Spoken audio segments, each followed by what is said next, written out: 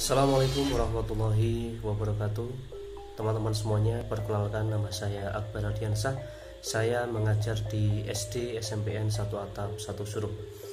Baik teman-teman semuanya, pada kesempatan kali ini saya ingin merefleksikan apa yang sudah saya pelajari tentang kemampuan non-teknis guru tahap 2. Nah, untuk merefleksikan materi yang sudah saya pelajari, saya akan mencoba menjawab 3 pertanyaan yang sudah diajukan pada pelatihan yang sudah saya ikuti.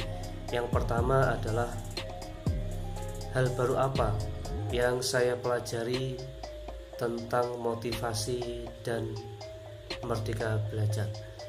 Motivasi merupakan energi positif yang digunakan untuk melakukan kegiatan atau melakukan sesuatu, sehingga sesuatu yang kita lakukan itu bisa kita selesaikan. Nah, motivasi ini tentunya sangat memiliki peran penting dalam keberhasilan, dalam kesuksesan seseorang. Karena dengan adanya motivasi ini, seseorang itu bisa menyelesaikan permasalahan yang ada di hidupnya, bisa mencapai cita-cita yang ingin dicapai, serta bisa menyelesaikan permasalahan-permasalahan yang menyertai hidupnya. Nah, motivasi ini tentunya juga sangat penting dalam dunia pendidikan. Tentunya di dalam dunia pendidikan itu ada guru, ada siswa, ada orang tua, serta ada masyarakat. Nah, keempat komponen ini harus memiliki motivasi untuk mensukseskan pendidikan. Seorang siswa yang tidak memiliki motivasi di dalam hidupnya, meskipun pelajaran yang disampaikan oleh gurunya itu merupakan pelajaran yang sangat mudah, namun karena tidak ada motivasi di dalam dirinya, maka siswa tersebut akan kesulitan untuk menyelesaikan, untuk menangkap materi yang sudah disampaikan oleh gurunya. Begitu juga dengan seorang guru. Seorang guru apabila tidak memiliki motivasi yang kuat untuk mengajar siswanya, meskipun materi yang diajarkan itu hanya materi yang mudah, maka materi yang mudah itu juga tidak akan tersampaikan kepada siswanya. Oleh karena itu, motivasi itu sangat penting bagi dunia pendidikan. Begitu juga dengan orang tua. Orang tua juga harus memiliki motivasi yang kuat untuk mengajar, mendidik anaknya di rumah. Karena waktu anak itu lebih banyak di rumah daripada di sekolah. Oleh karena itu, kita sebagai orang tua juga harus memiliki motivasi yang tinggi, memiliki motivasi yang kuat untuk mengajar siswa kita yang ada di rumah, untuk mengajar anak kita yang ada di rumah, agar anak kita itu menjadi pribadi-pribadi yang mengerti mana yang benar dan mana yang salah.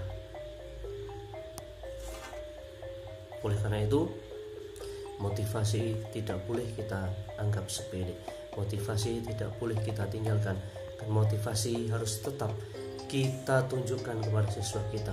Dan kita juga harus bisa memberikan motivasi, memberikan sokongan, dukungan kepada peserta didik kita, sehingga mereka termotivasi untuk belajar.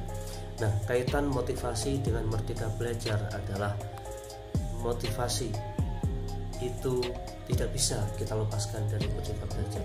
Merdeka belajar memiliki tujuan agar peserta didik nantinya menjadi pribadi-pribadi yang mandiri, menjadi pribadi-pribadi yang bisa menyelesaikan permasalahan-permasalahan yang ada di hidupnya, sehingga kebahagiaan itu bisa datang kepada mereka. Nah, maka untuk mensukseskan peran merdeka belajar ini, maka seorang guru itu harus bisa memberikan motivasi yang kuat kepada siswanya, sehingga siswanya itu bisa termotivasi untuk melakukan kegiatan secara mandiri. Kemudian lanjut pada pertanyaan yang kedua, bagaimana manfaat lembar aksi dalam melatih motivasi? Nah, tentunya dengan adanya lembar aksi ini akan mempermudah kita dalam melatih motivasi yang ingin kita sampaikan kepada siswa. Entah itu kita sampaikan kepada siswa atau motivasi untuk diri kita sendiri. Dengan adanya lembar aksi itu, kita bisa melihat apakah tujuan-tujuan yang ingin kita sampaikan, ingin kita capai pada kegiatan ini dapat berjalan dengan baik. Nah, dengan adanya lembar aksi itu bisa memberikan fokus yang berlebih untuk kita, sehingga fokus yang ingin kita capai bisa segera tercapai, tidak melebar kemana-mana. Itulah fungsinya dari lembar aksi yang kita kerjakan pada pelatihan kali ini, yaitu memberikan fokus agar kita terfokus pada pelatihan, pada motivasi yang ingin kita sampaikan. Kemudian untuk pertanyaan yang terakhir, yaitu pertanyaan yang ketiga, bagaimana cara kita mengelola motivasi? Nah, tentunya dalam mengelola motivasi ini ada beberapa langkah yang harus kita lakukan. Langkah yang pertama yaitu membuat perencanaan. Segala sesuatu yang kita rencanakan, segala sesuatu yang kita pikirkan dengan matang, tentunya nanti pastinya akan berjalan dengan lancar. Oleh karena itu, ketika kita akan melakukan kegiatan, ketika kita akan melakukan atau memberikan motivasi kepada siapapun itu, maka kita harus membuat perencanaan agar kegiatan yang kita lakukan bisa berjalan dengan baik.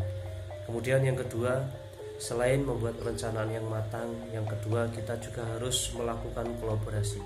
Kita harus menggandeng teman kita. Kita harus bisa berkomunikasi dengan orang lain, memberikan kita meminta masukan kepada orang lain. Apakah yang kita lakukan ini sudah benar? Apakah yang kita lakukan ini sudah cocok sehingga kegiatan yang kita lakukan itu bisa berjalan dengan baik.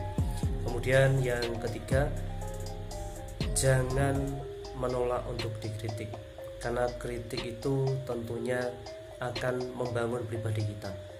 Setiap kegiatan yang kita lakukan, meskipun itu kita rencanakan dengan matang, pasti ada kekurangan dan keminusan di dalamnya. Oleh karena itu, jika ada seseorang yang mengkritik, memberikan masukan kepada kita, maka kita terima saja kritikan tersebut.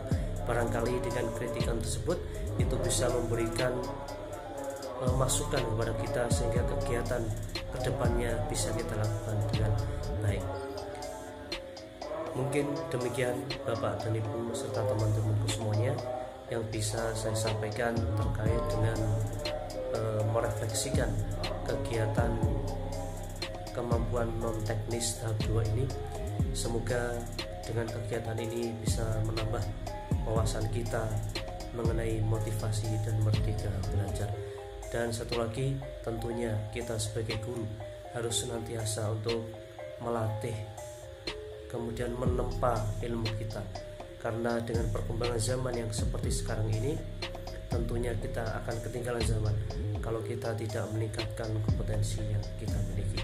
Tetap semangat Bapak dan Ibu guru, dan jangan lupa untuk senantiasa menjaga pikiran kita, hati kita, agar tetap bahagia meskipun di tengah hal yang semacam ini.